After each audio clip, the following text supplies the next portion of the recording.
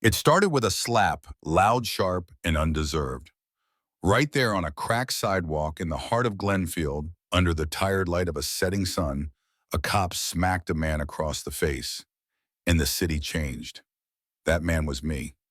Now to most folks watching, I probably just looked like some middle-aged guy picking up groceries. I just stepped out of Manny's Market with a sack of apples, a bottle of water, and a couple of protein bars. No suit, no badge, no camera crew. Just jeans, a weathered black t-shirt, and a jacket older than most TikTok influencers. But Sergeant Kyle Rusk didn't see a harmless man with groceries. He saw something else, maybe someone to blame, maybe someone to humiliate, or maybe he didn't see a person at all.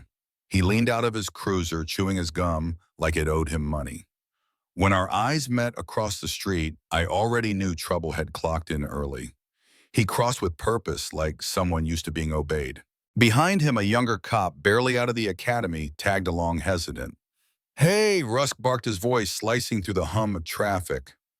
"You pay for that." I didn't even turn, fully just held up the receipt poking out of the bag. "You saw me at the register," I said calmly. The younger officer, Collins, I think his name was, nodded. "Yeah, Sarge. He paid. I wasn't asking you," Rusk snapped. He stepped in so close I could smell the stale gum and aggression on his breath. "What's your name?" he demanded. "You don't need it," I replied, voice steady. A crowd started to form, people slowing dogs, pausing phones, rising. That's when he lost it. No warning, just a crack of his palm across my face. An apple hit the ground. The world seemed to hold its breath. I didn't flinch. I didn't speak. I didn't give him the reaction he wanted. "You think you're somebody?" he spat. "No," I said, "but this city doesn't belong to you either." That's when it happened. Recognition.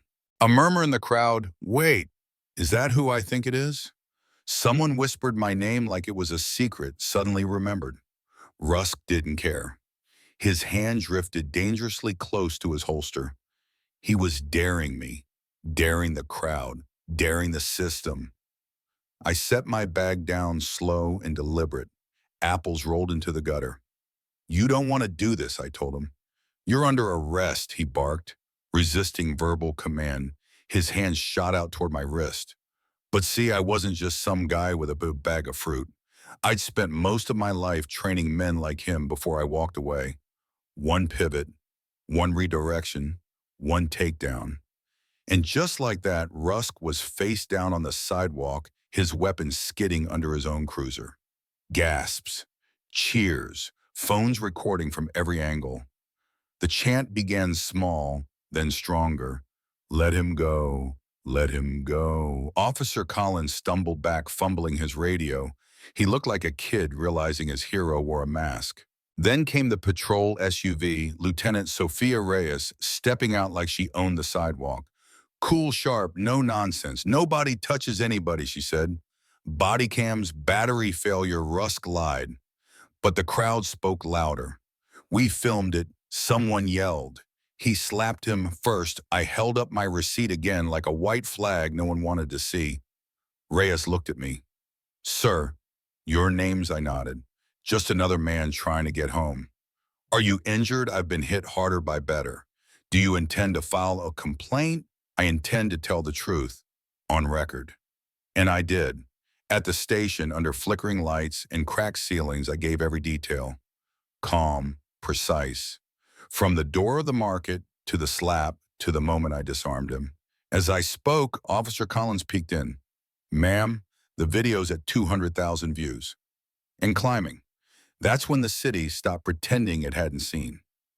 Later that night, I got a call from someone I hadn't spoken to in years. Marcus Brennan, head of internal affairs. He wasn't calling to catch up. "You know what kind of storm you've stirred?" he asked. "I didn't stir it," I replied. I survived it. He wasn't the only one reaching out. A civil rights attorney named Layla Monroe met me in a bare office holding a folder like it was dynamite. Inside, sealed complaints, body cam blind spots, evidence of a buried program called Sentinel. "This isn't about one bad cop," she said. It's a doctrine, designed, protected, hidden. Then came the kicker, an old photo of a young officer named Aaron Voss, wide-eyed, fresh badge, brave enough to file a report, and gone within a month. I've tried to find him, she said. No trail. I'll find him, I said. It took 2 days, two near ambushes, and a long ride to a nowhere town. But I found him in a motel room that smelled like regret and fear. He didn't trust me. Not at first. But when I showed him what had already surfaced, he gave me the thumb drive he'd kept buried in a vent for years. Training videos, mantras, orders to control by fear, names, dates. You think this changes anything, he asked. No, I said. You do. We didn't wait. Operation Final Light was launched with DOJ backing Reyes on the inside and Layla holding every journalist she knew by the collar. We baited the men behind Sentinel, and they bit. Sent a senator to negotiate. Sent mercenaries to erase us. Sent whispers through back channels. We recorded everything. And when the files dropped full raw, unedited, the world saw.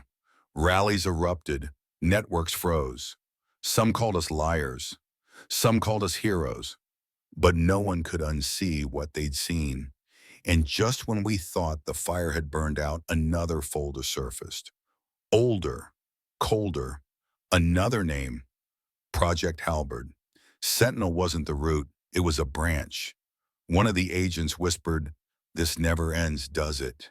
Maybe not. But that doesn't mean we stop swinging.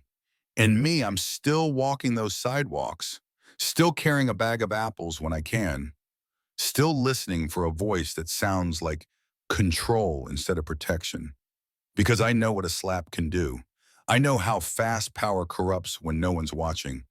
And I also know this: fear only wins when we stop standing. Now let me ask you something straight up.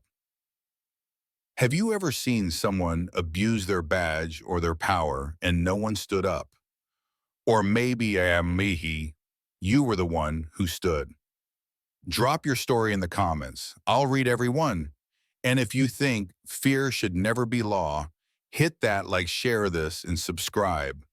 The next story is already unfolding, and you'll want to be here for it. It started with a slap, loud, sharp, and undeserved. Right there on a cracked sidewalk in the heart of Glenfield, under the tired light of a setting sun, a cop smacked a man across the face, and the city changed. That man was me. Now to most folks watching, I probably just looked like some middle-aged guy picking up groceries. I just stepped out of Manny's Market with a sack of apples,